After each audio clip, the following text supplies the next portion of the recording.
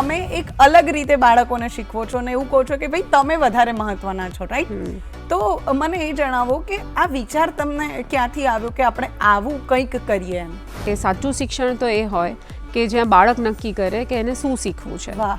શરૂઆત કરવામાં એટલા બધા વિઘ્નો ના આવ્યા, કારણ કે મેં વિચાર્યું હતું કે 10 બાળકો મળશે તો એક સારી શરૂઆત કહેવાશે. પણ મને 13 બાળકો મળ્યા છે, મારા માટે ખૂબ મોટી સંખ્યા હતી. બધી રીતે જ્યારે બરાબર ચાલતું હતું ત્યારે અમને જે સૌથી મોટું વિઘ્ન આવ્યું એ અપ્રુવલનું આવ્યું. Democratic education. હવે આ એજ્યુકેશન શું છે? બાળકો દ્વારા, બાળકો થકીને, બાળકો માટે. એટલે બાળક કેન્દ્રમાં છે અને બાળક જે નક્કી કરે છે એ એને શીખવવાનું છે.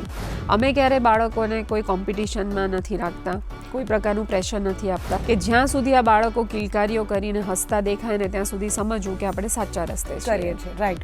પરીક્ષાઓ માટે તૈયાર નથી કરતા, અમે એમને જીવન માટે તૈયાર કરીએ છીએ. આપણી બેઝિક નીડ છે રોટી, કપડા ઓર મકાન. જો એના માટે પણ તમે બીજા ઉપર ડિપેન્ડન્ટ છો તો તમે શિક્ષિત નથી. જ્યારે બાળક ઉપર કોઈ ભાર નથી ને ત્યારે એ બાળક ખરેખર શું છે એ દુનિયાને બતાવી શકે છે. દરેક વસ્તુની પાછળ કેટલી મોટી હિસ્ટ્રી છે, કેટલું મોટું સંશોધન છે જે આપણા સુધી ક્યારે પહોંચ્યું જ નથી. આપણે તો એના આઉટકમને ગોખવામાં જ રહી ગયા છે. એઝ અ ટીચર કે એઝ અ ફેલિસિટર તમે કેવી રીતે બાળકોમાં ઇમ્પ્લાન્ટ કરો છો? બાળક કયા સમયે શું કરવા માંગે છે એને ઓબ્ઝર્વ કરતા શીખો. નમસ્કાર મિત્રો, કેમ છો? મજામાં ને? હું છું જીનલ અને આપનું સ્વાગત છે આપના મનપસંદ કાર્યક્રમ ગુડ મોર્નિંગ ગુજરાતમાં. મિત્રો, હવે આપણે ત્યાં એવું કહેવાય કે શિક્ષણ એટલે બાળકને મુક્ત મને શીખવાની આઝાદી. શિક્ષણ એટલે માત્ર પુસ્તકીય જ્ઞાન નહીં, પરંતુ બાળકનો સર્વાંગી વિકાસ. પરંતુ શું તમને એવું લાગે છે કે આ ઉક્તિઓ જે છે સાચેમાં લાગુ પડે છે? આજે ક્યાંક ને ક્યાંક આજની જે આપણી એજ્યુકેશન સિસ્ટમ છે અથવા તો આપણું જે શિક્ષણ છે એ બાળકોને બોજારૂપ બની રહ્યું છે. અને બાળકનો જે વિકાસ છે અથવા તો બાળક કેટલું ટેલેન્ટેડ છે એ માત્ર ને માત્ર એની માર્કશીટના આંકડા નક્કી કરે છે.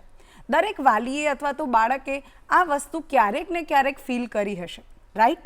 પણ શું તમે જાણો છો કે આપણા ગુજરાતમાં એક એવી જગ્યા છે જ્યાં બાળકને શું ભણવું છે, શું શીખવું છે એ પોતાની મરજીથી નક્કી કરે છે. એનું એ કેટલું ટેલેન્ટેડ છે, એનો કેટલો વિકાસ થયો છે એ માર્કશીટના આંકડા નથી નક્કી કરતા, એનો કૌશલ્ય વિકાસ નક્કી કરે છે. હવે આ કઈ જગ્યા છે અને એના વિચાર બીજ કોણે રોપ્યા?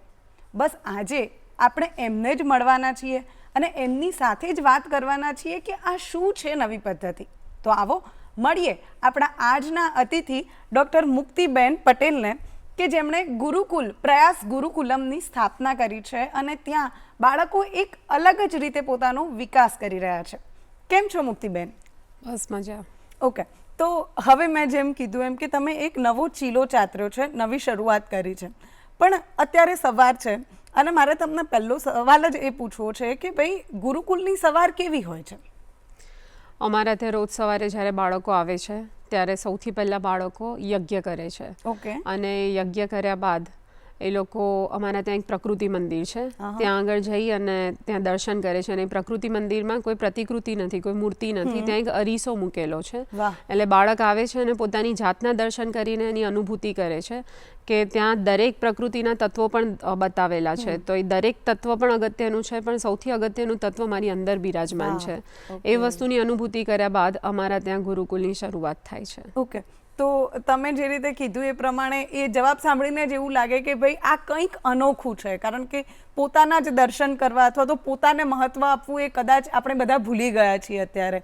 અને દરેક વ્યક્તિ પોતાની જાતને નાનું જ સમજે છે કે ભાઈ આ આટલું કરી રહ્યો છે અથવા તો આ આટલું પહોંચી ગયો છે અને હું નથી. પણ તમે એક અલગ રીતે બાળકોને શીખવો છો ને એવું કહો છો કે ભાઈ તમે વધારે મહત્ત્વના છો, રાઈટ? તો મને એ જણાવો કે આ વિચાર તમને ક્યાંથી આવ્યો કે આપણે આવું કંઈક કરીએ એમ? એટલે આમ તો મેં પોતે MBA કર્યું હતું, એટલે હું કોર્પોરેટમાં હતી. કોર્પોરેટમાં HRમાં હતી ત્યારે મારી પાસે DGમાં નબાવના પોસ્ટિંગ રહેતા. તો મને ખબર પડતી કે જે લોકો પોસ્ટિંગ માટે આવતા ઇન્ટરવ્યૂ માટે એ લોકોના રેઝ્યુમે એની આવડત સાથે મેચ ના થતા. એટલે ત્યારથી જે રિયલાઇઝ થતું કે ડિગ્રીઝ ક્યારે તમારી આવડતને જસ્ટિફાય નથી કરી શકતી. અને પછી જ્યારે હું મુંબઈમાં હતી તો ત્યારે નાનાવટી કોલેજમાં MCOM MBA પ્રોગ્રામની ડાયરેક્ટર હતી. તો ત્યાં પણ મારી પાસે દીકરીઓ માસ્ટર્સ કરવા માટે આવતી, પણ એમને બેઝિક કોઈ વસ્તુની ખબર ના હતી. અચ્છા. તો ત્યારથી આ વિચાર વધારે ને વધારે દ્રઢ બનતો ગયો કે શિક્ષણમાં કંઈક તો ખૂટે છે. અને એ ખૂટે છે શું? તો મારા પપ્પા મને નાનપણથી, પપ્પા એજ્યુકેશનમાં હોવાના લીધે નાનપણથી આ વાતો કરતા કે સાચું શિક્ષણ તો એ હોય કે જ્યાં બાળક નક્કી કરે કે એને શું શીખવું છે. અને આ જ વિચાર વધારે દ્રઢ બનતા પછી આ દિશામાં આગળ વધવાનું નક્કી કર્યું અને પીએચડી કર્યા બાદ આને એક પ્રોજેક્ટનું સ્વરૂપ આપ્યું અને પ્રોજેક્ટ બનાવી અને એને અહીંયા સુધી અમે લઈ આવ્યા. ઓકે, તમે પીએચડી પણ આઈ થિંક એકેડેમિક્સ માટે જ કર્યું છે, એમાં જ કર્યું છે, રાઈટ? તો એટલે મારું જે પીએચડી છે મેં એમબીએ કર્યું હતું, એટલે મને એચઆરમાં કરવું પડે એવું હતું. પણ મેં એમ્પ્લોઈઝના બદલે ટીચર્સને સ્ટડી કર્યા અને મારો ટોપિક હતો attrition of teachers in private schools.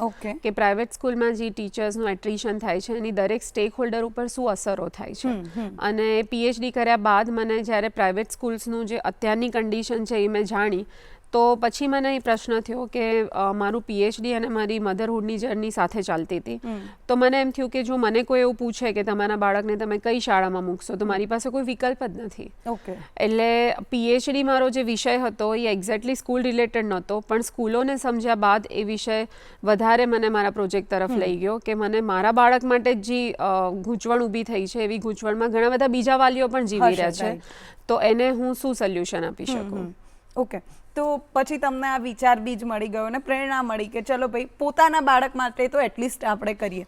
તો પછી તમે ભુજ કેમ ચૂઝ કર્યું અને પછી શું નક્કી કર્યું કે ભાઈ તમે એકવાર વિચાર્યું કે આ જે એજ્યુકેશન સિસ્ટમ છે એનાથી કંઈક અલગ બાળકોને શીખવવું છે, તો એનો જે કાર્યક્રમ હોય, એનું જે માળખું હોય, એ કેવી રીતે તમે વિચાર્યું અથવા તો એની પ્રોસેસ શું હતી કે આપણે આવી રીતે બાળકોને સ્કિલ ડેવલપમેન્ટ કરીશું, આટલી ઉંમરના બાળકો હશે, આટલી ઉંમરથી આટલી ઉંમર સુધી આપણે એમને શિક્ષણ આપીશું, તો એ આખી પ્રોસેસ શું હતી? એટલે જ્યારે મને આ વિચાર આવ્યો તો અમે એને એક પ્રોજેક્ટનું સ્વરૂપ આપ્યું અને એ પ્રોજેક્ટ લઈને સૌથી પહેલાં અમે સંયુક્ત રાષ્ટ્રની એક કોન્ક્લેવ હતું ત્યાં આગળ એને લઈ ગયા. ત્યારબાદ યુથ ટાઈમ ફોરમ એક યુરોપનું ઓર્ગેનાઇઝેશન છે, એમનું પણ એજ્યુકેશન કોન્ક્લેવ હતું, ત્યાં જઈને અમે વાત મૂકી. ત્યારબાદ મલેશિયા, સિંગાપુર, ચાઇના, દુબઈ, ઘણી બધી જગ્યાઓએ જ્યારે એજ્યુકેશન રિલેટેડ કોન્ક્લેવ થતા તો અમે જઈને વાતો મૂકતા. અમે જે વાતો ત્યાં મૂકી તો ત્યાં હાજર ઇન્ડિયન જર્નલિસ્ટે અમારી વાતોને ઇન્ડિયામાં પબ્લિશ કરી. અને ઇન્ડિયામાં સૌથી પહેલાં દિલ્હી યુનિવર્સિટીના એજ્યુકેશન ડિપાર્ટમેન્ટે અમને ચાન્સ આપ્યો અમારી વાત બધા સુધી પહોંચાડવાનો. અને જેમ જેમ વાતો ફેલાતી ગઈ એમ અમને લાઇક માઇન્ડેડ લોકોએ અપ્રોચ કર્યો કે તમે આવી શાળાની શરૂઆત કરો. અને આ શાળાની શરૂઆતનું જે અમે વિચાર્યું હતું એની પહેલાં અમે એક પ્રોજેક્ટ બનાવ્યો હતો ઓલ્ટરનેટિવ એજ્યુકેશન સિસ્ટમનો. અને એ વખતે ઓફકોર્સ જ્યારે હું જે વાતો કરતી હતી, જે ડેમોક્રેટિક સ્કૂલ રિલેટેડ વાતો હતી કે જ્યાં બાળક નક્કી કરે એને શું શીખવું છે, તો એવું એક સમરહિલ કરીને એક શાળા ચાલે છે જે ગ્રેટ બ્રિટેનમાં ચાલે છે, એને રેફરન્સ તરીકે મેં લીધું હતું અને એના પુસ્તકો મેં વાંચ્યા હતા અને એના અમુક એપિસોડે મને બહુ જ પ્રભાવિત કરી હતી. પણ એને એક્ઝેક્ટલી એ જ ફોર્મમાં હું અહીંયા ઇમ્પ્લિમેન્ટ કરી શકું એમ ન હતું. એટલે અમે લોકોએ એનું ડિઝાઇનિંગ બનાવતી વખતે ઘણા બધા એકેડેમિશિયન્સ, ઘણા બધા એજ્યુકેશનલિસ્ટ, ઘણા બધા એવા લોકો કે જે ભારતની શિક્ષણ પ્રથાથી વાકેફ હતા, એ બધાનો અમે સહારો લીધો અને આપણી ગુરુકુલ પ્રથામાંથી કંઈક લઈએ, કંઈક બીજેથી લઈએ, એમ કરી અને અમે સૌથી પહેલાં આપણા ગુરુકુલના મુખ્ય સિદ્ધાંતો કયા હશે એ નક્કી કર્યું અને એમાંથી અમે 3 સિદ્ધાંતો ઓળખી નાખ્યા. અને અત્યારે ગુરુકુલ જે ચાલે છે કે જ્યાંથી શરૂઆત થઈ ત્યારથી અમારા જે 3 સિદ્ધાંતો રહ્યા છે એ છે ફ્રીડમ, હેપીનેસ એન્ડ વેલ્યુઝ. કે બાળકને શું શીખવું છે, ક્યાંથી શીખવું છે, કેવી રીતે, કોની પાસેથી, આ બધું નક્કી કરવાની છૂટ હોવી જોઈએ. એની સાથે બાળક કાંઈ નવું શીખી રહ્યું છે તો એ ખુશ હોવું જોઈએ. અને જ્યારે શિક્ષણની પ્રથામાંથી બાળક પસાર થાય છે તો એનામાં મૂલ્ય સંવર્ધન અચૂક થવું જોઈએ. એટલે જો એનામાં મૂલ્યો હશે તો એ સમજી શકશે કે એને મળેલી સ્વતંત્રતાનો ઉપયોગ કેમ કરો અને સ્વતંત્રતા ક્યારેય સ્વચ્છંદતામાં નહીં પરિણમે. રાઈટ. ઓકે, તો આ તો તમે નક્કી કરી દીધું કે ભાઈ આપણે આ સિદ્ધાંત સાથે કામ કરવું છે, આવી રીતે ઘડવું છે. પણ કેવું હોય કે કંઈ બી નવી વસ્તુ આપણે જ્યારે કરતા હોય ને તો એક્સેપ્ટન્સ એટલી જલ્દી આવે નહીં, અથવા તો લોકો કોઈક બદલાવ હોય ને એને આપણે કહીએ ને કે હર્ડલ્સ આવે એમાં, રાઈટ? તો જ્યારે તમે શરૂઆત કરી અથવા તો પહેલી બેચ જ્યારે તમે નક્કી કર્યું કે હવે we are accepting the admission નહીં, તો પહેલી બેચના જે લોકો હતા અથવા તો તમે શરૂ કર્યું એ પહેલાં એડમિશન માટે જ્યારે તમે અપ્રોચ કર્યો હશે તો લોકોનો શું રિસ્પોન્સ હતો, એમણે કેવી રીતે એક્સેપ્ટ કર્યું કે ના કર્યું, શું હતું? એટલે અમે લોકો એ વખતે મુંબઈમાં હતા, અંધેરીમાં, અને પછી અમે કચ્છ સુધી કેવી રીતે પહોંચ્યા એ ઘણી મોટી બાબત છે, આખી સફર છે, એની ઉપર મેં પુસ્તક પણ લખ્યું છે કે અમે એક વર્કશોપ માટે જ હું ત્યાં ગઈ હતી, મોટિવેશનલ વર્કશોપ હતો, બાળકો સાથે 5 દિવસ કામ કરીને જ્યારે ત્યાંથી હું પાછી આવતી હતી તો લિટરલી હું એવું ફીલ કરવા લાગી કે મારા શરીરનો અડધો ભાગ જાણે હું કચ્છમાં છોડીને આવી હોઉં અને કચ્છની ભૂમિએ જાણે મને એ જવાબ આપી દીધો કે તારે ગુરુકુલ ખોલવું છે તો અહીંયા તું ખોલી શકે, કારણ કે ત્યાં જે કુદરતની હયાતી હતી એણે મને ખૂબ જ પ્રભાવિત કરી અને મને એમ થયું કે જે કુદરતની હું શોધમાં હતી અહીંયા છે. એટલે કચ્છ મને એકવાર એમ લાગ્યું કે મારે અહીંયા જ કરવું છે. પછી ત્યાંના શિક્ષણ જે પણ ત્યાં અમે એક રિસર્ચ માટે ગયા, શિક્ષણ ઇન કચ્છ, એવી રીતે કે કચ્છમાં અત્યારનું શિક્ષણ કેવી રીતે ચાલે છે અને એમાં અમે શું નવું કરશું. તો એના માટે ત્યાંના જે મુખ્ય મથકો છે એ બધાને અમે કવર કર્યા અને એમ કરતાં કરતાં એ પણ 1.5-2 વર્ષની જર્ની હતી. ત્યારબાદ અમે નક્કી કર્યું કે અમારે ભુજમાં કરવું છે ને આવી રીતે કરવું છે. તો મને ભુજમાં કોઈ નહોતું ઓળખતું, હું નવી હતી, મારી વાત નવી હતી, આખી પ્રથા નવી હતી.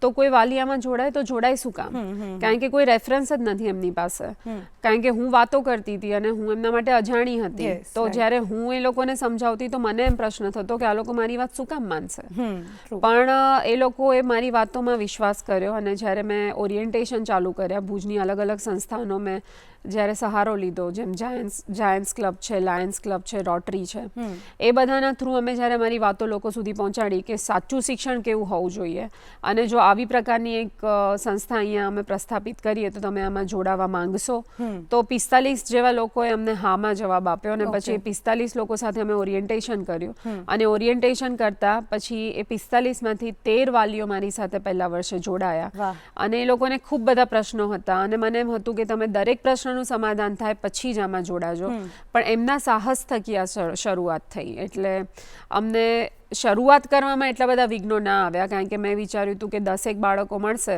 તો એક સારી શરૂઆત કહેવાશે, પણ મને 13 બાળકો મળ્યા જે મારા માટે ખૂબ મોટી સંખ્યા હતી, રાઈટ, એક્સપેક્ટેશન કરતા વધારે. એટલે એ શરૂઆત તો બહુ સારી થઈ, પણ જે વિઘ્ન આવ્યા ને એ એકવાર શરૂઆત થઈ ગઈ એના 9 મહિનામાં જ કોરોના આવ્યો, એટલે 1.5 વર્ષ માટે ગુરુકુલ બંધ રહ્યું અને એ વખતે એવું હતું કે હવે કેટલા બાળકો પાછા આવશે, કેટલા શિક્ષકો પાછા આવશે, બધા જ પ્રશ્નો હતા. પણ એની વચ્ચે અમે જ્યારે 1.5 વર્ષ પછી રીસ્ટાર્ટ કર્યું તો અમે સમજી શક્યા કે કોરોના કાળ દરમિયાન લોકો ઘણું બધું સમજી ગયા છે, અને પહેલા અમને સામેથી વાલીઓને સમજાવવું પડતું હતું, હવે વાલીઓ સામેથી અમારી પાસે આવવા લાગ્યા, ચેન્જ થયા કોરોનાના કારણે. અને એટલા માટે લોકો આવી વસ્તુની શોધમાં અમારી પાસે આવ્યા કે એમને અમારા ગુરુકુલમાં જોડાવું જ છે. એટલે પછી તો પહેલા 13 વાલી હતા અને કોરોના પછી સીધા 25 વાલી થયા અને બધા એવા વાલી આવ્યા કે જે આને સમજી શક્યા અને અપનાવી શક્યા, આમાં બાળકોને મૂકવાનું સાહસ કરી શક્યા.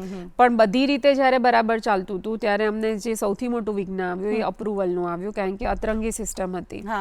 અમે જે વાતો કરતા હતા એ ઓપન સ્કૂલની હતી, ઓપન માળખું હતું, તો આને અપ્રુવલ કેવી રીતે મેળવવું, તો એ એક વિઘ્ન આવ્યું. પણ એમાંથી પછી અમે પસાર થઈ ગયા અને અત્યારે તો અમે લગભગ દરેક પ્રકારના વિઘ્નોનો સામનો કરતાં કરતાં અહીંયા સુધી પહોંચ્યા છે અને અત્યારે અમારી પાસે 65 બાળકો છે અને સ્ટાફ પણ સારો છે, 17 અમારા સ્ટાફના મિત્રો છીએ, અમે બધા સાથે મળીને આ કાર્ય કરી રહ્યા છે. એટલે અત્યારે તો ઘણા ખરા બધા વિઘ્નોમાંથી અમે સારી રીતે પાર પાડી શક્યા. ઓકે, હવે તમે એક વર્ડ યુઝ કર્યો, ડેમોક્રેટિક એજ્યુકેશન. હવે આ એજ્યુકેશન શું છે, એટલે આ વર્ડ શું છે અને એ આપણી જે રૂટીન લાઈફનું એજ્યુકેશન છે એનાથી શું ડિફર છે બંનેમાં? ડેમોક્રેટિક એજ્યુકેશનની વાત જે છે એમાં એવું છે કે બાળકો દ્વારા, બાળકો થકી ને બાળકો માટે, એટલે બાળક કેન્દ્રમાં છે અને બાળક જે નક્કી કરે છે એ એને શીખવવાનું છે. અત્યારે કન્વેન્શનલ શાળાઓમાં એવું છે કે શાળાઓ નક્કી કરે છે કે એમને બાળકને શું શીખવવું છે, અને હા, ઓબ્વિયસલી અમુક ઓપ્શન્સ હોય છે જેમાં બાળકો નક્કી કરી શકે, જેમ એક્સ્ટ્રા કરિક્યુલર એક્ટિવિટીઝ હોય કે સ્પોર્ટ્સ હોય, એમાં બાળકને ચોઈસ મળે છે. બાકી મુખ્ય વિષયો જે છે એમાં બાળકને બધું જ શીખવાનું છે. અને અમે લોકો એવી રીતે આ વસ્તુને લઈ ગયા કે બાળકને જેમાં રુચિ છે એમાં ભાર આપીએ અને જ્યાં એને તકલીફ પડે છે ત્યાં આપણે એને થોડો સપોર્ટ આપીએ.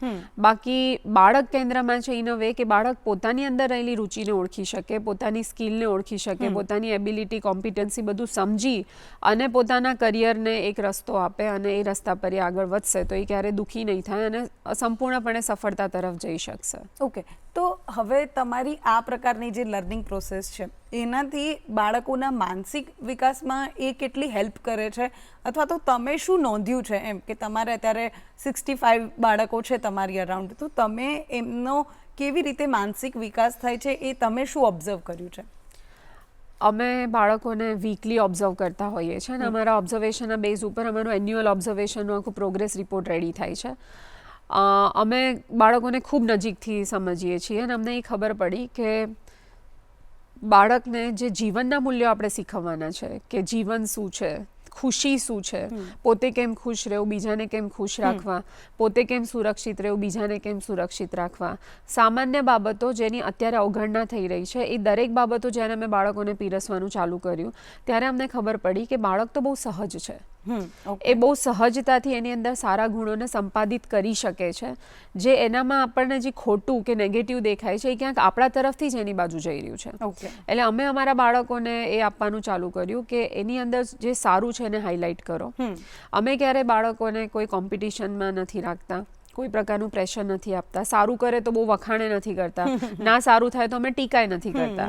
અમે એમ કીધું કે બાળકને જાતે નક્કી કરવા દો કે એને કેવી રીતે ખુશ રહેવું છે, એને શેમાં ખુશી મળે છે. અને એ રીતે જ્યારે અમે એમને આગળ લઈને જવા લાગ્યા ત્યારે અમને ખબર પડી કે બાળકનો માનસિક વિકાસ છે એ સહજતાથી એવી રીતે થઈ રહ્યો છે કે બાળક સહજતાથી ખુશ છે.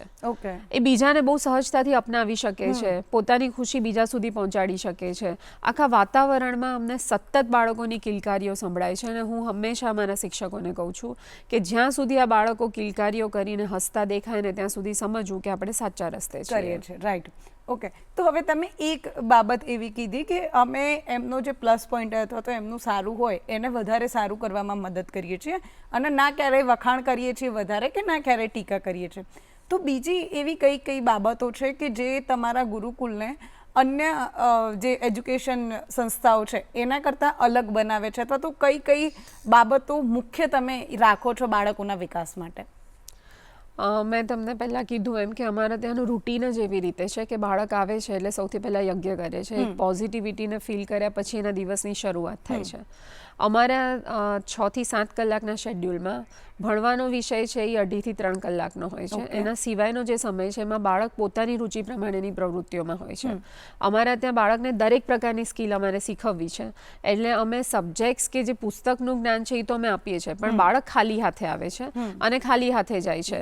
એટલે એને જે પણ એના પુસ્તકો છે એ અમારી પાસે જ હોય છે. એને કેપેસિટી પ્રમાણે અમે એને આગળ લઈ જઈએ છીએ. કોઈ બાળક છે જે ધારો કે ગણિતમાં બહુ સારું છે તો એ બહુ ફટાફટ શીખી જાય છે, પણ જો એને લેંગ્વેજમાં એને પ્રોબ્લેમ છે, એને ભાષામાં મજા નથી આવતી તો એમાં એને થોડો પુશની જરૂર છે, એને થોડો સમય આપવો પડે છે. તો અમારા ત્યાં જે વર્ગખંડની વ્યવસ્થા છે એવી રીતે હોય છે કે અલગ અલગ લેબ છે, અલગ અલગ ભોંગા બનેલા છે. એક ભોંગો ધારો કે ભાષાનો છે, એક ગણિતનો છે, એક વિજ્ઞાનનો છે, એક પર્યાવરણનો છે. તો ત્યાં એના વિષયના નિષ્ણાંત હોય અંદર બેઠા હોય અને બાળક નક્કી કરે કે એને કયા સમયે કોની પાસે જઈને શું શીખવું છે. એટલે દરેક બાળક ઉપર દરેક શિક્ષકની પર્સનલ નજર હોય છે. જેમ આપણે ટ્યુશન ક્લાસમાં જોયું હોય કે 4-5 બાળકો બેઠા હોય અને એક શિક્ષક દરેકને પોતપોતાના ધોરણ પ્રમાણે શીખવતા હોય, એવી જ રીતે અમારે અહીંયા છે કે બાળક બોર્ડ ઉપર તમે શીખવાડ્યું અને દરેક બાળક એક સાથે શીખે એવું કોઈ માહોલ નથી. બાળક જ્યાં અટકેલું છે ત્યાંથી એને આગળ લઈ જવાનું. એટલે જે બાળક અમારે અહીંયા એવું છે કે કોઈ બાળક 10 વર્ષનું છે, એની સાથે બીજું જ બાળક છે જે એ પણ 10 વર્ષનું છે, પણ 10 વર્ષના બધા જ બાળકો એક જ ધોરણમાં હોય એવું જરૂરી નથી. એટલે જેની કેપેસિટી ફાસ્ટ છે, જે વધારે સારું શીખી શકે છે, એ કદાચ 10 વર્ષનું હોય અને એ 5મું 6ઠું ધોરણ કરતું હોય. કોઈ સ્લો છે તો એ 3જું કે 4થું ધોરણ કરતું હોય. તો અમે એની કેપેસિટીને પ્રાધાન્ય આપીએ છીએ. તો અમને ખબર પડે છે કે over a period of time જ્યારે એ બાળકની અંદર કંઈક શીખવાની જિજ્ઞાસા જાગે છે ત્યારે એની ઉંમર પ્રમાણે એનું શીખી જ લે છે. એટલે એ પછી બધા સાથે એટ પાર આવી જાય છે, ક્યાંય પાછળ નથી રહેતું. એટલે આ વસ્તુ જે છે જે અમને કન્વેન્શનલ શાળાઓથી અલગ કરે છે. અને મુખ્યત્વે અમે બધાને કહીએ છીએ કે અમે અહીંયા બાળકોને કે વિદ્યાર્થીઓને કે અમારા શિષ્યોને પરીક્ષાઓ માટે તૈયાર નથી કરતા, અમે એમને જીવન માટે તૈયાર કરીએ છીએ. કારણ કે અમારી શાળામાં કોઈ પરીક્ષા નથી, કોઈ એઝ સચ જે ધોરણ પ્રમાણેના વર્ગખંડ હોય વર્ગખંડ નથી, કોઈ યુનિફોર્મ નથી, કોઈ બેગ લઈને નથી આવવાની, કોઈ એઝ સચ સ્ટ્રક્ચર કે એમની પાસે કોઈ રૂટીન નથી, ટાઈમ ટેબલ નથી. એ બાળકને જ્યારે જે શીખવાની ઈચ્છા થાય છે એ શીખવાડવા માટે અમે સૌ કટિબદ્ધ છીએ. અને આના સિવાય અમે એમને મ્યુઝિક છે, ડાન્સ છે, ફોટોગ્રાફી છે, આર્ટ એન્ડ ક્રાફ્ટ છે, દરેક પ્રકારની વસ્તુઓ. અને એનાથી વિશેષ મારે એમને જે બેઝિક સ્કિલ શીખવવી હતી એમાં હું બધાને કહેતી કે મારા બાળકને લુહારી કામ, સુથારી કામ, કડિયા કામ, ગૌપાલન, આયુર્વેદા, આના સિવાય ત્યાં ખેતીના અલગ અલગ પ્રયોગો કરે છે બાળકો, મતલબ ઘોડેસવારી કરે, ટ્રેકિંગ કરે, આવા દરેક પ્રકારના અમે લોકો એમને લેબ આપ્યા છે. તો બાળકને જ્યારે જે શીખવાની ઈચ્છા થાય ત્યારે એ જઈને શીખી શકે છે. કારણ કે હું દરેકને એમ કહેતી કે તમે જો શિક્ષિત છો તો તમારી બેઝિક નીડ શું છે? તો આપણી બેઝિક નીડ છે રોટી, કપડાં ઓર મકાન. જો એના માટે પણ તમે બીજા ઉપર ડિપેન્ડન્ટ છો તો તમે શિક્ષિત નથી. અને એજ્યુકેશન કોઈ કામનું પણ નથી પછી તો. એટલે અમે બાળકોને બધી બેઝિક સ્કિલ શીખવીએ છીએ. એમાં કુકિંગથી લઈને બધું જ આવી જાય. અને બાળક જ્યારે જે ડિમાન્ડ કરે અમે એને તાત્કાલિક એ ફેસિલિટી ઊભી કરીને આપીએ, એના એક્સપર્ટ્સને લઈ આવીએ, એની સાથે એને કનેક્ટ કરાવીએ અને એના ડાઉટનું સમાધાન થાય એના ઉપર અમે બધા જ કામ કરીએ. વાહ. એટલે અમારે અહીંયા દીદી તમે જોશો ને તો બીજે કેમ હોય કે તમારે ક્લાસમાં જઈ અને તમારે શીખવવું છે, બાળકમાં જિજ્ઞાસા છે કે નહીં કોઈ જોતું નથી. અમારા બાળકો જ્યારે સેલ્ફ લર્નિંગથી શીખી રહ્યા છે, સેલ્ફ મોટિવેશનથી શીખી રહ્યા છે, તો એને જેટલું શીખવું છે એટલું નથી શીખાતું ત્યાં સુધી પુસ્તકો પણ નથી છોડતા. Right, of course. એટલે એને એ સભાનતાથી ખબર છે કે એને કયો સમય કઈ વસ્તુમાં આપવો છે. એટલે એને જો રમવું છે તો એ રમી પણ લે છે અને એને ભણવું છે તો એ ભણી પણ લે છે. રાઈટ. હજુ વધારે આપણે વાતો કરીશું. દર્શક મિત્રો, આપણે એક અનોખી શિક્ષણ પદ્ધતિ વિશે અત્યારે જાણી રહ્યા છીએ અને કદાચ તમને પણ નવાઈ લાગશે કે એવી એક સ્કૂલ કે જ્યાં ભણવાનું તો થાય છે પણ કમ્પલસરી નથી કે તમારે આ લેક્ચર ભરવો જ પડશે અને તમારે આ શીખવું જ પડશે. હજુ ઘણી બધી વાતો કરવાની છે પરંતુ અત્યારે સમય થયો છે એક નાનકડા વિરામનો. મળીએ વિરામ બાદ. વિરામ બાદ ફરીથી આપનું સ્વાગત છે અને ચાલો આ અનોખી શિક્ષણ પદ્ધતિ વિશે આપણે મુક્તિબેન સાથે જે વાતો કરી રહ્યા હતા એમાં વધારે ઊંડા ઉતરીએ અને હજુ ઘણી બધી વાતો કરવાની છે તો ચર્ચાના દોરને આગળ વધારીએ. તો મુક્તિબેન, આપણે બ્રેક પર ગયા એ પહેલાં તમે કીધું કે ભાઈ અમે બાળકોને લુહારી કામ, સુથારી કામ, કુકિંગ બધું જ શીખવીએ અને સૌથી ઇન્ટરેસ્ટિંગ વાત મને લાગી એ કે બેગ લઈને આવવાનું નથી અને ઘરે એમને એમ જ જવાનું છે. એવું નથી કે ભાઈ તમારે એટલું 500 ગ્રામ કે કિલો વજનનું બેગ લઈને જવાનું ઘરે ને એવું. તો હવે બેગ જ્યારે એ લોકો સ્કૂલમાં મૂકીને જાય અથવા તો બેગનો કોન્સેપ્ટ જ નથી, તો બેગની સાથે સાથે આવે છે હોમવર્ક. રાઈટ. અત્યારે મોસ્ટલી બાળકોને બિચારાને ટેન્શન હોય કે ભાઈ સ્કૂલથી ભણીને તો આવી ગયા પણ જે હોમવર્ક આપ્યું છે એ ક્યારે પતશે, શું થશે. તો તમારા ત્યાં હોમવર્ક તો તમે આપો છો કે નથી આપતા? અને જો નથી આપતા તો હવે એવું હોય કે હોમવર્કનો ડર જ નહીં હોય એમને, રાઈટ? તો એનાથી બાળકોના બિહેવિયરમાં અને એમના વિકાસમાં શું ચેન્જ આવે છે એના વિશે વાત કરો.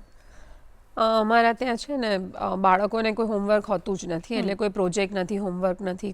કોઈ ગુરુકુળ છોડીને ગયા એના પછી શિક્ષણની કોઈ વાતો નથી. પણ બપોર પછીનો જે સમય બાળકોને મળે છે ત્યારે મેં કીધું એમ કે એ લોકોએ પોતાની રુચિને ઓળખી લીધી હોય છે. એટલે એના રિલેટેડ એ લોકો અલગ અલગ ક્લાસીસ કરતા હોય એમાં પારંગત થવા માટે. કોઈ બાળકને એક્ટિંગ કરવી છે, કોઈને સ્પોર્ટ્સમાં જવું છે, કોઈને મ્યુઝિક શીખવું છે, તો એવી રીતે એ લોકો એ બાજુ જતા હોય છે. પણ અમે લોકો એમ જોયું કે જ્યારે બાળકને આ કોઈ ભાર નથી મળતો ને ત્યારે બાળક કંઈક અલગ જ આપે છે. રાઈટ. તો અમારા અમુક બાળકો છે, જેમ કે 10 વર્ષનો એક અમારો દીકરો છે જેણે 1500 પુસ્તકો વાંચ્યા છે અને હજી વાંચી જ રહ્યો છે એમ. તો મેં એને કીધું કે દીકરા તને ઇન્સ્પિરેશન ક્યાંથી મળ્યું? તો એને વાંચવાનો શોખ જાગ્યો પણ જ્યારે એને સમય મળ્યો એને એમ થયું કે મને આવું કંઈક કરવું છે, મને આને વાંચવો છે, આ ઓથર વાંચવો છે, આવું કંઈક કરવું છે. તો એને વધારે ને વધારે એ વિષયમાં રસ લીધો. એવી રીતે અમારા બીજા અમુક બાળકો છે કે જેને અમે પ્રોજેક્ટ નથી આપતા તો એ કંઈક એવું ઇનોવેટિવ કંઈક લઈને આવે છે કે અમે બધા આશ્ચર્યમાં પડી જઈએ કે આ શું, કેવી રીતે. તો અમારા અમે એક 6 વર્ષનો મારો દીકરો છે, એને નેચરમાં જઈ અને ટાઈમ સ્પેન્ડ કરવો ખૂબ ગમે છે. તો બપોર પછી એના મમ્મી એને અલગ અલગ ડુંગરો ઉપર લઈ જાય અને ત્યાં બર્ડ વોચિંગ ને આ તે બધું કરાવે. હવે 6 વર્ષની ઉંમરમાં એ દીકરાને બર્ડ્સની 100થી વધારે સ્પીસીસના નામ ખબર છે. એને હજી ABCD કે 1 to 10 નથી આવડતું પણ એને બર્ડ્સને ઓળખતા આવડે છે, એને પથ્થરો વીણતા આવડે છે, એ દરેક પથ્થરોની હિસ્ટ્રી એને ખબર છે કે આ પથ્થર કેવી રીતે બન્યો હશે. અને એના સિવાય બધા ઇન્સેક્ટ્સને બધાને મિત્રની જેમ ગણે છે. તો એ ખભા ઉપર કાચિંડો લઈને ફરતો હોય છે. એટલે અમે આ વસ્તુ જોઈ કે જ્યારે બાળક ઉપર કોઈ ભાર નથી ને ત્યારે એ બાળક ખરેખર શું છે એ દુનિયાને બતાવી શકે છે. તો અમારા કેટલા બધા બાળકો, મતલબ મારા દરેક બાળકો એક કેસ સ્ટડી છે અને એ લોકો દરેક એવા બાળકો છે કે જ્યારે ઘરે જાય છે પછી કંઈક એવું શીખીને આવે છે. અને સૌથી મુખ્ય બાબત એ છે કે તમે હોમવર્ક કે પ્રોજેક્ટ આપો ને તો એમની અંદર એવો ભાવ હોય છે કે મારો પ્રોજેક્ટ સૌથી સારો હોવો જોઈએ. પણ અમે જ્યારે એમને એનાથી મુક્ત કરી દીધા તો એ લોકોની અંદર શું ભાવ જાગ્યો કે હું આજે ઘરે જઈને જે નવું શીખ્યો છું કે શીખી છું એ બીજા દિવસે ગુરુકુલ આવીને હું બધાને શીખવાડી દઉં. એટલે અમારા બાળકો એકબીજા માટે ગુરુજન બની ગયા, એકબીજાના શિક્ષકો બની ગયા. એટલે કોમ્પિટિશન નહીં પણ કોલાબોરેશન. હા, અને એ લોકોને બસ એવું જ થઈ ગયું કે મને આવડ્યું તો હું આને શીખવાડી દઉં. ધારો કે અમારા ત્યાં એક દીકરો આવ્યો, એ ચેસનો ચેમ્પિયન છે, એને ચેસ રમવું ગમતું હતું તો એને બધાને ચેસ શીખવાડી દીધી. એક દીકરાએ ક્યુબ બધાને શીખવાડી દીધું. એક દીકરો છે જે આર્ચરીનો ચેમ્પિયન છે, એને આર્ચરી શીખવાડી. એટલે જે બાળકમાં જે વસ્તુ છે, એક આર્ટ ઓફ બેલેન્સિંગ બહુ સારું કરતો હતો તો એ પણ એને બધાને શીખવાડી દીધું. એટલે ઘણી બધી બાબતો એવી છે કે જે અમે એમને નથી શીખવાડી શકતા પણ એ બાળકો એકબીજાને પિયર લર્નિંગમાં શીખવાડી દેતા હોય છે. એટલે આ પ્રોજેક્ટ્સ અને હોમવર્કથી મુક્ત થઈ અને એ લોકો પોતાની અંદર રહેલી ટેલેન્ટ જે દુનિયાને બતાવી શકે છે એ મોકો એમને આ ભાર હટે છે ને ત્યારે જ મળે છે. અને પેલું હોમવર્ક કે પ્રોજેક્ટ હોય તો એ જબરજસ્તી વાળું હોય કે આ કરવું જ પડશે, નહીં તો ટીચર મને બોલશે, અને આ એ સ્વેચ્છાએ કરતા હોય અને જો મરજીથી કરે તો ઓફકોર્સ એ વધારે સારું કરવાના જ છે, રાઈટ?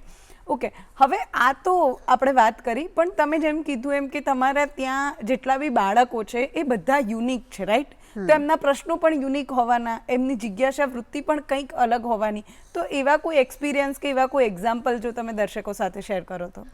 અમારા ત્યાં છે ને દીદી, અમે એવરી ડે એવા અમને એક્સપિરિયન્સીસ થાય કે બાળક કંઈક એવો પ્રશ્ન લઈને આવે ને કે જેનો જવાબ અમારી પાસે ના હોય અને અમારે સહજતાથી એમ કહેવું પડે કે દીકરા અમે નથી જાણતા, અમે આનો જવાબ શોધીને અમે તને કહીશું. જેમ કે અમારા ત્યાં ટ્રાન્સપોર્ટેશનનું વીક ચાલતું તો અમે ત્યાં વીકલી અમે એક થીમ આપીએ ને એ વીકની જે થીમ હોય એની ઉપર બધું કાર્ય ચાલતું હોય ને અમે દર ગુરુવારે બાળકોને ફિલ્ડ ટ્રીપ લઈ જઈએ. હવે સૌથી અગત્યની બાબત એ છે કે અમારા ત્યાં સવારે બાળકો જ્યારે અમારો શાળાનો સમય હોય ત્યારે કૂદતા કૂદતા આવે, એકદમ રાજી થઈને આવે, દોડીને અમને લોકોને ભેટી પડે, એકબીજાને ભેટી પડે, આવો માહોલ હોય. પણ જ્યારે અમે છૂટીને ઘરે જતા હોય ત્યારે એ લોકો લિટરલી એમ કે જવા જ તૈયાર ના હોય ને અમારે એવું કહેવું પડે કે હવે અમે ચાલ્યા જશું, ચલો જલ્દી વેનમાં બેસો, મોડું થાય છે. એટલે એમની અંદર જે અમે એકબીજા માટેનો ભાવ જોઈએ છે, જે એકબીજા સાથે કનેક્શન, ગુરુકુલ સાથેનું કનેક્શન, એના લીધે એમને એ સમજાઈ ગયું છે કે અમે જેવા છે ને એવા અમને અહીંયા સ્વીકારવામાં આવે છે. એટલે અમને કાંઈ પણ પૂછવાની અહીંયા છૂટ છે. એટલે અમે અમારું એક વીકલી મોડ્યુલ ચાલતું હતું ટ્રાન્સપોર્ટેશનનું ને અમે બધા બાળકોને લઈ ગયા. અમે એમને રેલવે સ્ટેશન બતાવ્યું, એરપોર્ટ બતાવ્યું, અમે એમને બધી પ્રકારના વ્હીકલ્સ બતાવ્યા અને અમે એ લોકોને કીધું કે તમે જે પણ અહીંયા વ્હીકલ્સ જોઈ રહ્યા છો એ બધાના ટાયર્સ તમે કાઉન્ટ કરો તો એમને મેથ્સનો પણ કોન્સેપ્ટ આવી જાય કે કયા વ્હીકલમાં કેટલા ટાયર હોય છે અને જો એક ટ્રકમાં 6 ટાયર હોય તો 2 ટ્રકમાં કેટલા થાય. અમે આવી બધી ચર્ચાઓ કરતા હતા.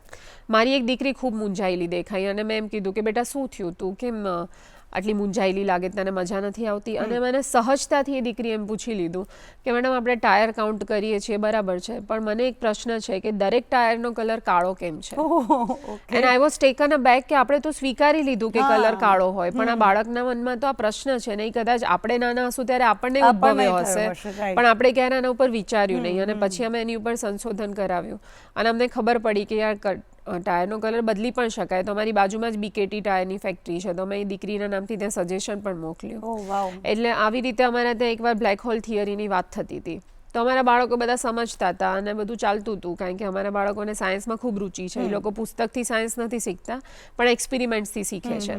તો અમારી લેબમાં તમે જુઓ તો દરેક બાળક માટે સાયન્સના ઇન્સ્ટ્રુમેન્ટ છે એ રમકડા જેવા છે. એટલે એ કરતા જાય, શીખતા જાય, જે સમજાય બીજાને સમજાવતા જાય.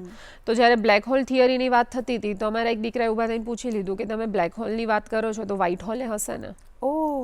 અને અમે કીધું કે આનો જવાબ શું હોઈ શકે. આના પછી અમે લોકો બધા બેઠા હતા, પછી વાતો કરતા હતા તો અમારી એક અમે ઇન્ડિયાને રેપ્રેઝન્ટ કર્યું હતું અને એમાં અમારી સાથે યુક્રેન અને જાપાન કન્ટ્રીઝ હતી અને એની સાથે અમે ઇન્ડિયા એક પીસ ફેસ્ટિવલ ચાલતો હતો ઓનલાઈન અને મ્યુઝિકલ પીસ ફેસ્ટિવલ હતો કે જેમાં બાળકોએ પીસ રિલેટેડ સોંગ્સ ગાવાના હતા. તો મારા બાળકોએ પૂછ્યું કે આપણે યુક્રેન અને જાપાન સાથે આ વસ્તુ શું કામ કરી રહ્યા છે? પછી અમે બધી વાતો કીધી કે જાપાનમાં આવી રીતે બીજા વિશ્વયુદ્ધમાં આ બધું થયું હતું, હિરોશીમા અને નાગાસાકી ઉપર. અહીંયા યુક્રેનની જે પરિસ્થિતિ થઈ હતી બધી અમે લોકો એમની સાથે વાત કરી. તો અમારી એક દીકરી ઊભા થઈને અમને કહી દીધું કે આ બધું શું કામ થાય છે કે બધી કન્ટ્રીઝ અલગ અલગ છે એટલે ને. તો એવું ના થઈ શકે કે આખી દુનિયા એક કન્ટ્રી બની જાય. અને મેં એ દીકરીને કીધું કે હા દીકરા શક્ય છે, તને લાગે છે આવું કરવું જોઈએ? કે હા. તો મેં કીધું તું કરજે. અને ત્યારથી એણે મિશન બનાવી લીધું કે હવે હું આખી દુનિયાને એક કન્ટ્રી કરીશ. આઈ થિંક એને વસુધૈવ કુટુંબકમ નહીં ખબર હોય પણ એનો મતલબ એને વધારે સારી રીતે ખબર પડી ગયો. અમારા ત્યાં એકવાર અમે બધા બેઠા હતા અને ચર્ચા ચાલતી હતી કે આપણું નેશનલ ફ્રૂટ કયું, આપણું નેશનલ એનિમલ કયું, આ બધી વાતો ચાલતી હતી ને એના જવાબો બાળકોને ખબર હતા. પણ સહજતાથી અમારા ગુરુકુલના દીકરાએ ઊભા થઈને પૂછી લીધું કે આપણે આ બધી વાતો કરીએ છીએ બરાબર છે, પણ આ કોણે નક્કી કર્યું, ક્યારે કર્યું ને કયા પેરામીટર ઉપર કર્યું? ઓકે. અને ત્યારે અમને એ રિયલાઇઝ થયું કે આપણે તો આને ગોખી નાખતા. હા, રાઈટ. અને આપણને એમ લાગતું કે ભાઈ 1 માર્ક્સમાં આ પ્રશ્ન પૂછાશે પૂછાય તો આપણે મેળવી લઈશું. અને આપણને આવડી ગયું છે એટલે આપણે રાજી થઈ જતા. પણ આ બાળકો તો નથી સ્વીકારવા તૈયાર. જ્યારે અમે એમની સામે લીપ યરની વાત કરી તો એ પણ એમને ના સ્વીકારી કે આવું 4 વર્ષે જ થાય ને આવું બધું કોણ શોધી આવ્યું અને કેવી રીતે શોધી આવ્યું. અને ત્યારે અમને ખબર પડી કે દરેક વસ્તુની પાછળ કેટલી મોટી હિસ્ટ્રી છે, કેટલું મોટું સંશોધન છે જે આપણા સુધી ક્યારે પહોંચ્યું જ નથી. આપણે તો એના આઉટકમને ગોખવામાં જ રહી ગયા છે. એટલે અમે અમારા બાળકોના પ્રશ્નો તો એક આખું લિસ્ટ બની શકે એવરી ડેનું. એટલા બધા પ્રશ્નો છે અને દરેક પ્રશ્નો એવા છે કે જે અમને લોકોને અંદરથી આખા હલાવી નાખે છે કે આવા પ્રશ્નો જે આપણે ક્યારે વિચાર્યા જ નથી પણ આ બાળક માટે આ પ્રશ્ન છે. અને જ્યારે એને એનો જવાબ મળે છે ને ત્યારે જ એ બાળક સમજે છે કે એને આગળ કયા ફિલ્ડમાં જવું છે. ઓકે, તો હવે આ તો આપણે બાળકોના પ્રશ્નોની વાત કરી, તો હવે મારે તમારા ત્યાંના જે ટીચર્સ છે એમની વાત કરવી છે. કારણ કે જો બાળકો જ આટલા ક્યુરિયસ હોય કે એમના સવાલો આવા હોય તો ટીચરને પણ આઈ થિંક સ્પેશિયલ ટ્રેનિંગ કે કોઈ જરૂર પડતી હશે કે શું હશે? તો એના વિશે વાત કરો કે સપોઝ કોઈ વ્યક્તિને તમારા બાળકોને ભણાવવા માટે આવવું છે તો એના માટે ક્વોલિફિકેશન શું હોય છે? અત્યારે મારી પાસે 17 જણ છે એક્સપર્ટ સાથે. પણ સાચું કહું તો મને કોઈના ક્વોલિફિકેશન નથી ખબર. મને કોનો કેટલો એક્સપિરિયન્સ છે એ મેં ક્યારેય નથી પૂછ્યું. અમે ક્યારેય એમના ઇન્ટરવ્યૂ પણ નથી લીધેલા. પણ હા, મતલબ ગવર્મેન્ટની કેટલી ગાઈડલાઈન પ્રમાણે અમુક વસ્તુઓ અમારે જોઈતી હોય એટલે એ બધું અમે કર્યું. બાકી હું જ્યારે મારી પાસે કોઈ શિક્ષક આવે છે તો એક જ પ્રશ્ન પૂછું છું કે તમને બાળકો સાથે કામ કરવું ગમે? અને તમને એક અતરંગી પ્રથાનો ભાગ બનવું ગમે? તમે બાળકોને ગુસ્સો કર્યા વગર બધાને એક સમાન ભાવે જોઈ શકો? તમારે બાળકોને ખાલી પ્રેમ આપવાનો છે તો તમે આપી શકો? અને જે મને એવું કહે કે હા અમે આ બધું કરી શકીએ એને અમે શિક્ષક તરીકે લઈએ. અને અમે છે ને અમારો ભાર બહુ હળવો રાખ્યો છે. એટલે કોઈ પણ અમારી સાથે જોડાવા માંગે ને એટલે અમે સીધા અમારા બાળકોને એમને સોંપી દઈએ અને અમારા બાળકો નક્કી કરી લે કે એમને એ વ્યક્તિ ચાલશે કે નહીં. અને જો બાળકો અપ્રુવલ આપે છે તો અમારે ના પાડવાનું કોઈ કારણ જ નથી. અને with the grace of God અત્યાર સુધી અમારી પાસે જે પણ લોકો આવ્યા એ એવા જ લોકો આવ્યા કે જે આની મહત્તા સમજીને અમારી સાથે જોડાયા. અને ઘણા બધા તો એવા લોકો છે કે જાણે એનો જન્મ જ બાળકો માટે થયો છે. એટલે આ એવું લાગે કે આ કુદરતનું જ કોઈ કાવતરું છે, કોઈ એવું પ્રયોજન છે કે અમારે આમાં જે લોકો આને યોગ્ય છે એ જ આવે છે અને એ જ લોકો આમાં ટકે છે. યસ. ઓકે, તો હવે આપણે વાત કરીએ કે તમે ટીચર્સને બી એવી રીતે તમે ક્વોલિફિકેશન નથી પૂછતા એમનું, રાઈટ? અને તમે અત્યારે મને એવું કીધું કે તમે ગુસ્સો કર્યા વગર બાળકોને સમજાવી શકશો. તો હવે એ વસ્તુ જે છે એ કેવી રીતે તમે પર્સનલી એઝ અ ટીચર કે એઝ અ ફેલિસિટર તમે કેવી રીતે બાળકોમાં ઇમ્પ્લાન્ટ કરો છો કે ભાઈ કોઈ બાળક હોય લાઈક 100માંથી 1 બાળક કદાચ એવું નીકળે કે જે કોઈ વાતે કંઈ માને જ નહીં, કે તમે એવું કીધું કે તમારું મન થાય ત્યાં ભણવાનું કે મન થાય કરવાનું, પણ એકાદ કદાચ કોઈ બાળક એવું હોય કે જે કોઈ કંઈ જ ના કરતું હોય, બેસી જ રહેતું હોય, સૂઈ રહેતું હોય અને તમને એક પોઈન્ટ કે તમારી ધીરજ કે પેશન્સ હોય એ ખૂટી રહ્યું હોય, તો તમે કેવી રીતે ગુસ્સાને કેવી રીતે કંટ્રોલ કરો છો? એટલે સૌથી પહેલાં સમજવાની બાબત એ છે કે બાળક ક્યારે એના જીવનનો એક પણ ક્ષણ એ વેસ્ટ નથી કરતું. એ કાંઈક ને કાંઈક શીખે છે. એટલે અમે લોકોએ સૌથી પહેલાં મારા શિક્ષકોને મેં આ ટ્રેનિંગ આપી કે તમે બાળક કયા સમયે શું કરવા માંગે છે એને ઓબ્ઝર્વ કરતા શીખો. એટલે મેં અમારા શિક્ષકોને એમ કીધું કે જો બાળક તમારી પાસે નથી આવતું તો તમે એની પાસે જાઓ. એકવાર તમે જે પીરસવા માંગો છો એને બતાવી દો. જો એને એ ભાવે છે તો એ ખાઈ લેશે અને નથી ભાવતું તો ઇટ્સ ઓકે. એટલે અમારા ત્યાં અમારા જેટલા પણ શિક્ષકો છે એને મેં કીધું કે જેમ ટીચર્સ જે એમને અમે ટ્રેનિંગ એઝ સચ એવું ડાયરેક્ટલી નથી આપતા કે તમારે આવું જ કરવાનું છે ને આવી જ રીતે, પણ એઝ અ રોલ મોડલ એ લોકો મને ઓબ્ઝર્વ કરી રહ્યા છે અને હું જે કરી રહી છું એમાંથી એ લોકો શીખી રહ્યા છે. અને અમારા બાળકો જ ઘણું બધું એમને શીખવાડી દે છે કે તમારે આવું કરવાનું છે ને આવું નથી કરવાનું. અને એ લિટરલી જો કોઈ નવા આવ્યા હોય ને એમને રોકે તો કહી દે કે અહીંયા ગુરુકુલમાં આવું નથી હો, અહીંયા બધાને બધું કરવાની છૂટ છે. એટલે અમારા બાળકો જ હવે ટ્રેનરના મોડમાં છે. અને આમાં એવું થઈ રહ્યું છે કે હવે ધારો કે કોઈ બાળક છે એ અમારી સાથે નથી જોડાવા માંગતું કોઈ પ્રવૃત્તિમાં, તો અમે એમને ઓબ્ઝર્વ કરીએ કે એ નથી જોડાતું તો એ કરે છે શું. તો એ કાં તો માટીમાં રમે છે, પાણીમાં રમે છે, ઝાડ ઉપર ચડીને બેઠું છે, પક્ષીઓ જોઈ રહ્યું છે, એ શું કરી રહ્યું છે. તો અમે જ્યારે ઓબ્ઝર્વેશન ચાલુ કર્યા તો અમને ખબર પડી કે બાળક કંઈક ને કંઈક પ્રોડક્ટિવ કરી રહ્યું છે. એ એની એક પણ ક્ષણને ક્યાંય વેસ્ટ નથી થવા દેતા. મતલબ એ લોકો સતત કોઈક ને કોઈક પ્રવૃત્તિમાં છે અને એવી પ્રવૃત્તિમાં છે જેને વધારે વળતર દેખાય છે. તો અમે ધારો કે અમારો મ્યુઝિકનો ક્લાસ ચાલતો હોય અને અમે એવી અપેક્ષા રાખીએ કે બધા આવીને મ્યુઝિકમાં બેસે, તો એ જરૂરી નથી કે દરેક બાળકને સંગીત ગમતું હશે. તો જ્યારે અમે એમને છૂટ આપી કે દીકરા તને આ નથી કરવું તો તને જે કરવું છે એ કર, તો અમે એનું રિઝલ્ટ બહુ સારું જોયું કે એને સંગીતમાં બેસાડી અને એને ના ગમતી પ્રવૃત્તિમાં ઇન્વોલ્વ કરવું એના કરતાં એને એની ગમતી પ્રવૃત્તિમાં જવા દઈએ છે તો એ એના રસ્તા ઉપર બહુ જ ફાસ્ટ આગળ નીકળી જાય છે. મતલબ એને એકદમ સંપૂર્ણપણે સચોટ રીતે એ ક્લેરિટી આવી જાય છે કે મને આગળ જઈને શું કરવું છે. એટલે અમારા ત્યાં અમે જોયું કે અમારા ત્યાં એક દીકરો છે જે ક્લાસમાં બેસતો જ નહોતો. 2 વર્ષ સુધી મારા શિક્ષકો આવીને એમ જ કહે કે બેન આ ક્લાસમાં આવતો જ નથી દીકરો, અમારે શું કરવું. અને હું એમ જ કહેતી કે વાંધો નહીં, જ્યાં હોય ત્યાં સુરક્ષિત રહે એટલું ધ્યાન રાખજો.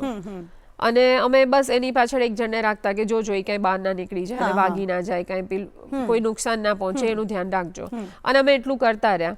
2 વર્ષ એ દીકરાએ ખૂબ બધી પ્રવૃત્તિઓ કરી, બહુ બધું ઓબ્ઝર્વેશન કર્યું. 3જા વર્ષે સામેથી બધી પ્રવૃત્તિઓમાં ભાગ લેતો થઈ ગયો. અને મારા શિક્ષકોએ કીધું કે બેન આ દીકરો તો સાવ બદલાઈ ગયો, કે હવે એ બધું જ કરવા લાગ્યો છે.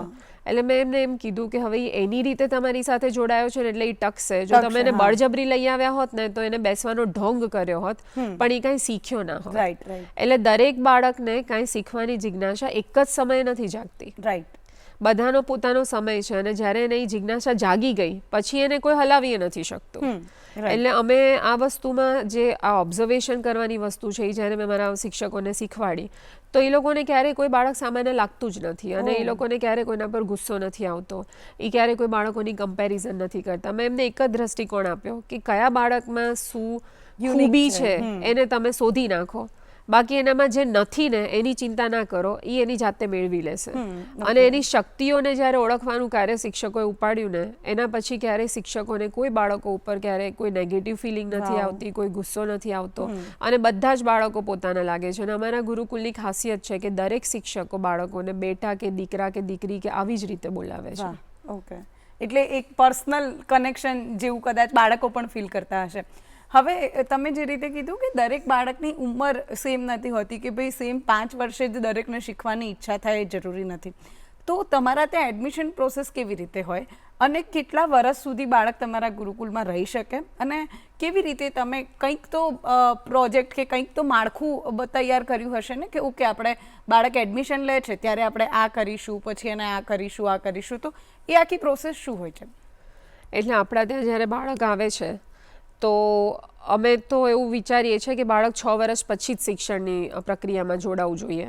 પણ આજકાલ જે રીતે સમાજમાં વહેલા બાળકોને મોકલવાની જે હરીફાઈ ચાલી રહી છે એટલે ઘણા બધા વાલીઓ એમ અમારી પાસે આવે ને એમ કે બેન 4 વર્ષનું અમારું બાળક છે ને અમારે મોકલવું છે. તો અમે એમને સમજાવીએ કે તમે 6 વર્ષ સુધી એને મોકલવાની ઉતાવળ ના કરો, એને ઘરે રમવા દો, એને જે રમવું છે એ તમે એની સાથે રમો. પણ જો એમને મોકલવું જ છે તો અમે પછી 4 વર્ષથી બાળકોને લેવાનું શરૂ કર્યું અને 4 વર્ષથી જ્યારે બાળક અમારી પાસે આવે છે તો 2 વર્ષ એ ખાલી રમે છે, જોવે છે, ઓબ્ઝર્વ કરે છે. અમારી આ જે શિક્ષણની પ્રથા છે એમાં જોડાવાનું ચાલુ કરે છે, સમજવાનું ચાલુ કરે છે, એમાં એને શું કરવાનું છે, શું નથી કરવાનું, આ બધું સમજે છે. એટલે 2 વર્ષ સુધી તો એ બાળકને અમે ખાલી એક ઓપન સ્પેસ આપીએ છીએ જ્યાં એ બાળક પોતાની જાતને એક્સપ્લોર કરી શકે અને બાળક મુખ્યત્વે બાળક રહી શકે. અને જ્યારે આ પ્રક્રિયા પૂરી થાય એટલે 6 વર્ષનું બાળક થાય, અમને એવું લાગે કે એનામાં ફાઇન મોટર સ્કિલ આવી ગઈ છે, ત્યારે પછી અમે એને પુસ્તકો ઇન્ટ્રોડ્યુસ કરીએ છીએ. અને અમે શરૂઆતમાં લેંગ્વેજ, મેથ્સ, સાયન્સ અને એન્વાયરમેન્ટ આટલા વિષયો ઉપર પ્રાધાન્ય આપીએ છીએ અને અમે બાળકોને 4 ભાષા શીખવીએ છીએ. અમને બાળકોને માતૃભાષા તો શીખવવી જ છે એટલે માતૃભાષા બાળકો બહુ સારી રીતે શીખી રહ્યા છે. એની સાથે અંગ્રેજી કારણ કે આજકાલ વાલીઓની ચિંતા હોય છે કે અંગ્રેજી નહીં આવડે તો પાછળ રહી જશે આમ તેમ. તો બાળક અંગ્રેજી પણ શીખે છે, હિન્દી, અને ખાસ મારા બાળકો સંસ્કૃત બહુ સારું શીખી રહ્યા છે.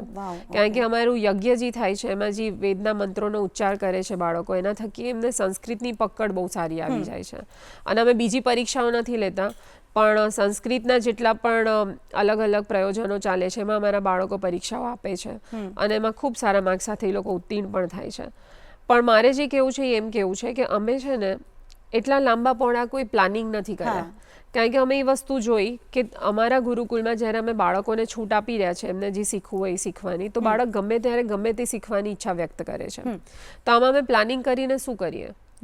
ધારો કે અમે કોઈ એનિમલનું વીક રાખ્યું અને અમે એ બાળકને લઈ ગયા, એનિમલ અમે બતાવ્યા, હાથી સામે આવ્યો અને એ બાળકને હાથી વિષય એટલો બધો ગમી ગયો કે એને એવું લાગ્યું હવે અમને હાથી ઉપર જ વાત કરો.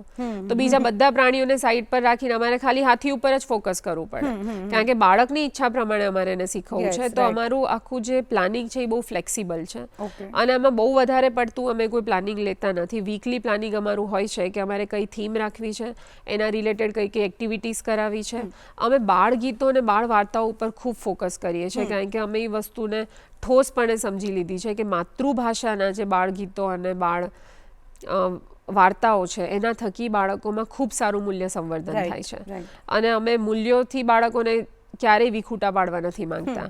એટલે એ કાર્ય અમે કરીએ છીએ અને એની સાથે અમે વીકલી જ્યારે એમને વિઝિટ માટે લઈ જઈએ, કોણ એક્સપર્ટ આવશે, આ બધું પ્લાનિંગ એકવાર થાય. પણ જ્યારે બાળક નવું આવ્યું છે તો એકવાર એને આ પ્રથામાં સેટ કરી અને પોતાની જાતને ઓળખવું, પોતાની અંદર રહેલી રુચિને ઓળખવી અને પછી પોતાના ગમતા વિષયમાં આગળ વધવું. અને ધીમે ધીમે ધીમે જેમ જેમ એ તૈયાર થાય એટલે અમે એને પુસ્તકો સાથે મિત્રતા કરાવી, એમ કરતાં કરતાં કરતાં અમે એને આગળ લઈ જઈએ. તો એ બાળક પણ અમને જવાબ આપી દે કે એની અંદર શું છે, અમે પણ સમજી જઈએ કે કયા બાળકમાં કઈ ખૂબી છે, અને એ રીતે પછી બાળક અમારા પ્રવાહમાં અમારી સાથે જોડાઈ જતું હોય છે. હવે આ વાત આપણે કરી લીધી. હવે એ વાત મારે કરવી છે કે સપોઝ તમે આવી રીતે શિક્ષણ પદ્ધતિ આપીને એને ગમતી વસ્તુ કરીને બધું, પણ પછી એક સ્ટેજ એવું આવશે કે જ્યારે બાળકે જે અત્યારની લાઈફ છે અથવા તો કોલેજ કે હાયર એજ્યુકેશન છે એમાં તો એને જવું જ પડશે, અને આઈ થિંક હાયર સ્ટડીઝમાં હજુ આવી કોઈ સિસ્ટમ આવી નથી.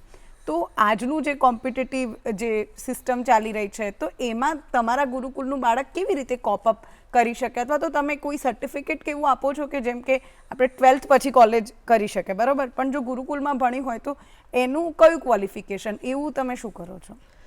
અને પહેલાનો જે પ્રશ્ન હતો ને દીદી, એમાં એક વાત રહી ગઈ કે અમે એડમિશન કેવી રીતે આપીએ છીએ. તો એડમિશનમાં અમે કોઈ બાળકોના ઇન્ટરવ્યૂ નથી લેતા, બીજું કાંઈ નથી કરતા, પણ અમે એને ટ્રાયલ પીરિયડ આપીએ છીએ. એટલે 1 અઠવાડિયા માટે બાળક અમારા ત્યાં આવે, એ ટ્રાયલ પીરિયડ લે, અમે એને ઓબ્ઝર્વ કરીએ, બાળક પણ અમારી સિસ્ટમને ઓબ્ઝર્વ કરે, વાલીઓ પણ ઈચ્છે તો એ લોકો અઠવાડિયું બાળક સાથે આવી શકે. અને જો બધી બાજુથી બધા સ્ટેક હોલ્ડર ખુશ છે અને એવું લાગે છે કે બાળક આ પ્રથા માટે તૈયાર છે તો અમે એને એડમિશન આપીએ છીએ. હવે તમે જે આ વાત કરી તો એ વાતમાં એવું છે કે અમને ઘણા લોકો એવું પૂછતા કે તમારા બાળકો આગળ જતા અટકી જશે, એ કેવી રીતે કોપ અપ કરશે, બહારની દુનિયા સાથે એ લોકો કેમ સુમેળ સાધી શકશે. પણ એના માટે કરીને અમે અલગ અલગ એક્સપેરિમેન્ટ્સ કર્યા કે અમારા બાળકો NIOSમાંથી તો પરીક્ષા આપી શકે છે, એના સિવાય અમારા બાળકો એક્સટર્નલ સ્ટુડન્ટ તરીકે સ્ટેટ બોર્ડમાંથી એ પરીક્ષા આપી શકે છે અને કેમ્બ્રિજમાંથી આપી શકે છે. એટલે આ 3 બોર્ડ તો અમારી માટે ખુલ્લા છે અને એમાંથી અમારા બાળકો પરીક્ષાઓ આપશે.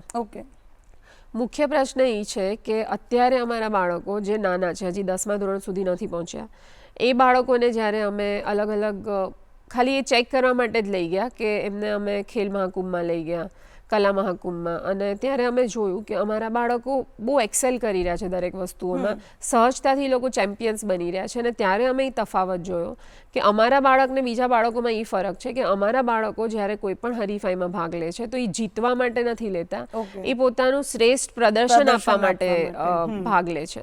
અને એ પ્રદર્શન આપ્યા પછી હાર જીતની એ રાહ પણ નથી જોતા, એ શ્રેષ્ઠ પ્રદર્શન આપી ત્યાંથી નીકળી જાય છે. એટલે અમને આ વસ્તુ ખબર પડી કે જ્યારે બાળક રમવા માટે રમે છે, જીતવા માટે નથી રમતું, ત્યારે એને કોઈ હરાવી જ નથી શકતું. એટલે અમે આવી રીતે બાળકો સાથે પ્રયોગો કર્યા, એમને અલગ અલગ જગ્યાએ અમે બહારની દુનિયા સાથે કનેક્ટ કરવાનો ટ્રાય કર્યો અને અમારા બાળકો દરેક જગ્યાએ થઈ શક્યા. આ વર્ષે મારા 2 બાળકોએ 10માની પરીક્ષા પણ આપી NIOS બોર્ડમાંથી, અને એ બાળકો પછી આગળ જતા 12માની પરીક્ષા પણ આપી શકશે અને એ બધું આપી દેશે. એટલે 10મા ને 12મા સુધી તો આમ પણ આપણા કોઈ રજિસ્ટ્રેશન એઝ સચ બાળકોના નથી ને અમારી પાસે યુડાઇસ નંબર છે, એટલે યુડાઇસના લીધે અમે કોઈ બાળકને ક્યાંય બીજે જવું હોય તો LC આપી શકીએ છીએ. એ બધી પ્રવૃત્તિ કે એ બધી પ્રક્રિયામાંથી અમે પસાર થઈ ગયા છે. પણ મુખ્ય વસ્તુ એ છે કે અમારા બાળકોને બીજા બાળકોમાં ફરક એ હશે કે અમારા બાળકો માટે 10મું 12મું એક સ્ટેપિંગ સ્ટોન હશે, કારણ કે એને તો પેલા અર્જુનને જે માછલીની આંખ દેખાતી હતી એમ બાળકને ખબર જ હશે કે મારે આગળ જઈને આ જ ફિલ્ડમાં જવું છે. એટલે જેને જે ફિલ્ડમાં જવું છે એની એને ક્લેરિટી હોવાના લીધે એને 10મું 12મું એટલું પ્રેશર ક્રિએટ નહીં કરે. એટલે આ વર્ષે અમારા બાળકોએ જેને 10માની પરીક્ષા આપી એને હસતા રમતા પરીક્ષાઓ આપી, કારણ કે એને કાંઈ એમાં ટકા લઈ આવવા કે બોર્ડમાં નંબર લઈ આવો કે આ બધી બાબત છે જ નહીં. હા, એને એમ છે કે ધારો કે આ વર્ષે મારા જે દીકરાએ 10માની પરીક્ષા આપી એ માર્શલ આર્ટમાં એ બ્લેક બેલ્ટ છે અને ટ્રેકિંગ ખૂબ સારું કરે છે અને એને ગરબા રમવાનો શોખ છે. તો એ દીકરો હવે બસ એવું એને સ્વીકારી લીધું છે કે મારે આગળ જઈને બસ આ બધા હું ક્લાસ ચલાવીશ અને બીજાને હું આ બધું શીખવાડીશ. એટલે અત્યારે અમે જોઈએ તો અમારા બાળકો, આજે કોઈ બાળકને ઢોલ વગાડવાનો શોખ છે તો એ એક રાત ઢોલ વગાડવા જાય તો એ 10-15 હજાર રૂપિયા કમાઈ લે છે. એટલે અમે એ વસ્તુને સમજી શક્યા કે જ્યારે એની અંદર રહેલી આવડતને એક મંચ મળે છે ત્યારે એ બાળક કોઈ પણ રીતે સમાજની દ્રષ્ટિએ સફળ થવાનું જ છે. અને અમસ્તાએ આપણે લોકો કોને સફળ વ્યક્તિઓ માનીએ છીએ કે જેને પોતાની આવડત પ્રમાણે પોતાનું કરિયર બનાવ્યું હોય, એ જ આપણી દ્રષ્ટિએ સેલિબ્રિટીઝ છે, રાઈટ? તો મારા બાળકો એ જ કાર્ય કરી રહ્યા છે. અને અત્યારે તમે જેમ કીધું એમ ઘણી બધી એવી યુનિવર્સિટીઝ છે, જેમ કે ઋષિવેલી કરીને એક યુનિવર્સિટી છે આપણે અહીંયા, એવી રીતે સ્વરાજ યુનિવર્સિટી છે કે જે લોકો 10મા 12મામાં ફેલ થયેલા વિદ્યાર્થીઓને શોધે છે અને એમને પછી આગળ ત્યાં ભણાવે છે. એટલે અમારા બાળકો તો દે આર ગોડ ગિફ્ટેડ કે આવી યુનિવર્સિટીઝ પણ અહીંયા આવી ગઈ છે. NEP જે આવી ન્યૂ એજ્યુકેશન પોલિસી, એ પણ અમારા ઘણા બધા સપોર્ટમાં આવી. અને આના સિવાય IIT જેવી સંસ્થાઓએ પણ અનાઉન્સ કરી દીધું કે જો તમારું બાળક ગુરુકુલમાંથી ભણ્યું હશે તો 10મા 12માની માર્કશીટ વગર ડાયરેક્ટલી એન્ટ્રન્સ એક્ઝામ આપીને IITમાં આવી શકશે. એટલે આવી ઘણી બધી મૂવમેન્ટ થઈ રહી છે કે જે આપણા સપોર્ટમાં આવી રહી છે. એટલે અમને પ્રશ્ન એ નથી કે અમારા બાળકો આગળ જઈને શું કરશે કે પાછળ રહી જશે. અમને ખબર જ છે કે અમારા બાળકો જ્યાં જશે ત્યાં આગળ જ હશે. જે પ્રેશરમાં બાળકો પાછળ રહી જાય છે એ પ્રેશરથી અમે એને મુક્ત કરી શક્યા અને એની અંદર રહેલી રુચિથી એને અવગત કરી શક્યા. એટલે એ બાળક માટે આગળનો રસ્તો તો બહુ સરળ જ છે અને એના માટે તો સ્કાય ઇઝ ધ લિમિટ છે દીદી. એ ઈચ્છશે ત્યાં સુધી પહોંચી શકશે. ઓકે, હવે આ તો આપણે વાત કરી કે તમારા ગુરુકુલમાં જે બાળકો ભણ્યા છે અથવા તો જેને સાચી દિશા કે એ ક્લેરિટી મળી છે, પણ હવે ઘણા બધા એવા બાળકો હશે કે જે ઈચ્છતા હોવા છતાં તમારા ગુરુકુલમાં નહીં આવી શકતા હોય, અથવા તો એવા માતા પિતા હશે કે જેમની ઈચ્છા હશે કે ભાઈ આપણે બાળકોને આવી સ્કૂલમાં મોકલવા છે પણ એ નહીં કરી શકતા હોય. તો એવા માતા પિતા એવું શું કરે, એવી કોઈ ટિપ્સ કે જે ઘરે બેઠા પોતાના બાળકની સ્કિલ ડેવલપમેન્ટ કરી શકે અથવા તો એને કંઈક યુનિક આપી શકે? એટલે ખાસ કરીને મારે તો દરેક વાલીઓને જ કહેવું છે કે અમે જે અહીંયા ઓબ્ઝર્વ કર્યું, સૌથી પહેલું ઓબ્ઝર્વેશન અમારું એ છે કે બાળકને કુદરત સાથે કનેક્ટ કરો. જ્યારે બાળક નેચર સાથે કનેક્ટેડ છે તો જે તમને મુખ્ય પ્રશ્ન આવે છે કે બાળકના સ્ક્રીન ટાઈમને લઈને કે એને મોબાઈલથી કેમ છૂટા કરવા, એને ટીવીથી કેમ છૂટા કરવા, આ બધું સહજતાથી છૂટી જાય છે જ્યારે બાળક કુદરત સાથે જોડાય છે. અમે અમારું ગુરુકુલ જે બનાવ્યું છે ને એનું આખું ડિઝાઇનિંગ જ જે કુદરતી રીતે કર્યું છે. એટલે અમે ગાયનું ગોબર, માટી, જીપ્સમ અને ચૂનાથી આખું કન્સ્ટ્રક્શન કર્યું છે. એટલે બાળક અંદર હોય કે બહાર હોય એ કુદરત સાથે જોડાયેલું છે. અને અમે એ ઓબ્ઝર્વ કર્યું કે બાળકને અંદર બેસવું જ નથી. એને તો વરસાદ હોય તો બહાર નાહવાની ઈચ્છા થાય છે, ઠંડી હોય તો બહાર તડકામાં બેસવાની ઈચ્છા થાય છે, ગરમી હોય તો એને ઝાડ નીચે બેસવાની ઈચ્છા થાય છે. તો આ બધા વિકલ્પ જ્યારે એને મળે છે ત્યારે એ ખુશી ખુશી એને જે શીખવું છે એ શીખી જ લે છે. એટલે નેચર સાથેનું કનેક્શન ખૂબ જરૂરી છે. બીજી વસ્તુ છે કે દરેક બાળકને તક મળવી આવશ્યક છે કે એને કઈ વસ્તુમાં રુચિ છે. તો દરેક વાલીઓને મારે નમ્ર વિનંતી કરવી છે કે તમે બાળકોને એવા અલગ અલગ ઓપ્શન્સ આપો કે એને એવી તકો આપો કે બાળક અંદરની રુચિને સમજી શકે અને એની જે પણ રુચિ છે એને તમે સહજતાથી સ્વીકારી લો. આજે તમારી આજુબાજુના બીજા બાળકો કદાચ કોઈ ડૉક્ટર બનતું હોય કે એન્જિનિયર બનતું હોય તો જરૂરી નથી કે તમારું બાળક પણ એ જ બનશે. પણ તમારા બાળકમાં કોઈક એવી વસ્તુ હશે કે કોઈ એવી શક્તિ હશે કે કોઈ એવી આવડત કે જે આજુબાજુના તમારા બીજા બાળકોમાં નહીં હોય. તો એ જો તમે સમજી ગયા તો તમારી દ્રષ્ટિએ તમારું બાળક પણ સામાન્ય નહીં જ રહે. કારણ કે આપણે લોકો એ વસ્તુને ખૂબ સારી રીતે સમજી ગયા છે કે હવે તો આખું સ્કિલ બેઝડ એજ્યુકેશનની વાત કરી રહ્યા છે, વોકેશનલાઇઝેશન ઓફ એજ્યુકેશનની વાત કરી રહ્યા છે. વાત જ એ આવીને ઊભી રહે છે કે અત્યારે મોટી મોટી કંપનીસે પણ કહી દીધું કે હવે ડિગ્રીના બેઝ ઉપર અમે અપોઇન્ટમેન્ટ નહીં કરીએ, હવે તો સ્કિલ બેઝ થશે. અને યુરોપ જેવી કન્ટ્રીઝે તો લિટરલી હવે એમ કે એન્જિનિયરિંગના કોર્સિસ હટાવી અને બેઝિક એટલે પ્લમ્બિંગ, ઇલેક્ટ્રિકલ ટૂલ્સ કેમ યુઝ કરવા, આવા બધા કોર્સિસ એ લોકો લઈ આવ્યા. કારણ કે આપણે બધું હાઈફાઈ અને ગમે તેટલું શીખવાડ્યું, પણ જો એને બેઝિક વસ્તુ નથી ખબર તો એ શું કરશે.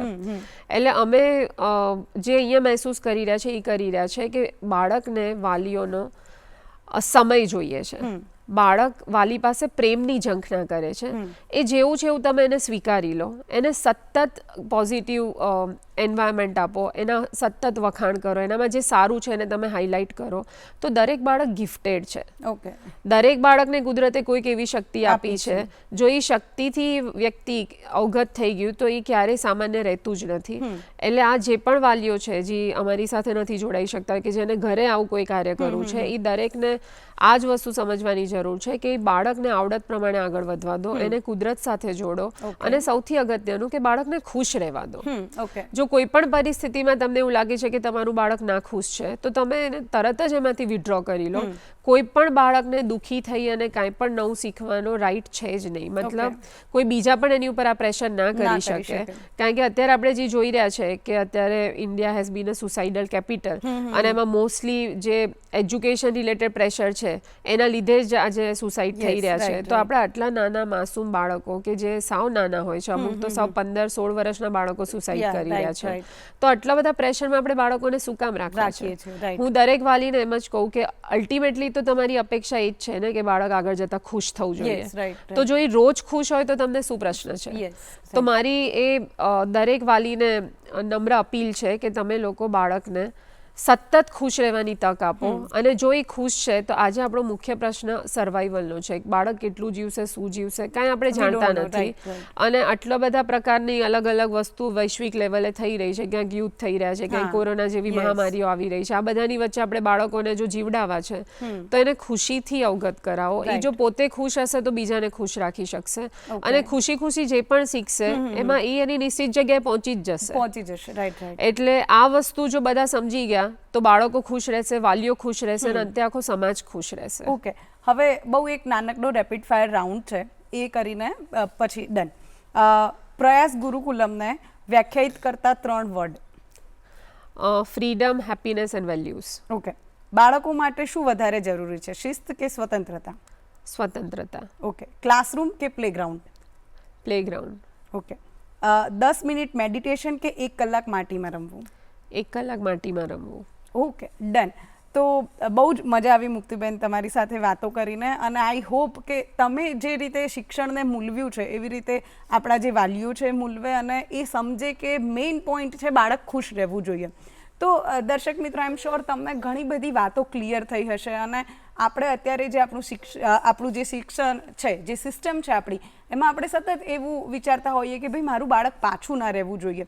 પણ તમારું બાળક પાછું નથી. એ એક સબ્જેક્ટમાં કદાચ પાછું હશે તો એ બીજી કોઈ વાતમાં ચોક્કસથી બધા કરતાં આગળ હશે. બસ તમારે ઓળખવાની જરૂર છે. આઈ એમ શ્યોર તમને ખૂબ મજા આવી હશે. અને આ એપિસોડ તમે ટીવી પર તો જોવાના જ છો, પણ કદાચ ફરીથી જોવાની ઈચ્છા થાય અથવા તો ચૂકાઈ જાય તો ડીડી ન્યૂઝ ગુજરાતી આપણી જે યુટ્યુબ ચેનલ છે એના પર પણ તમે નિહાળી શકો, અને ફરીથી આ આખો એપિસોડ જે છે એને જોઈ શકો છો. અને ઓલ્સો તમારે આ જે પ્રોગ્રામ છે એના વિશે કંઈ કહેવું હોય, કોઈ પ્રતિભાવ હોય, તો તમે અમને અમારા ઈમેલ આઈડી goodmorninggujarat show@gmail.com પર લખીને મોકલો. અમને ખૂબ મજા આવશે.